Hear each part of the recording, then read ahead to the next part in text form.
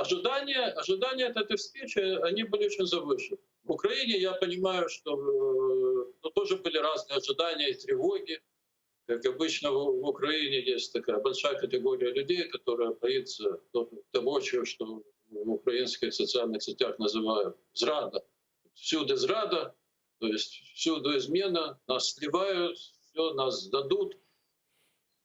Абсолютно это, я не представляю себе, как можно думать о Байдене и его администрации, что они откажутся от поддержки Украины. Это невозможно просто, потому что абсолютно никак невозможно. Потому что, во-первых, политика Байдена и его администрация основана на ценностях демократии, свободы, прав человека.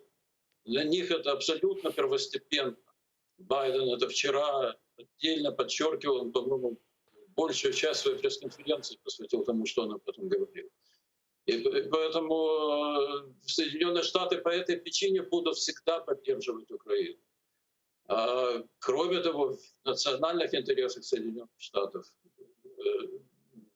сильная демократическая Украина, которая станет со временем неотъемлемой частью демократической цивилизации и находится на пути к ней.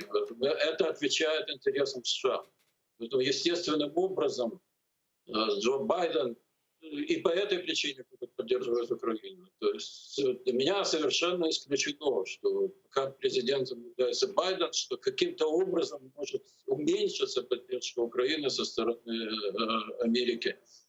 Или что каким-то образом Байден скажет Путину: ну, друг Владимир, ты можешь там делать в Украине то-то и то-то, мы закроем на это глаза. Этого не будет просто потому, что это невозможно.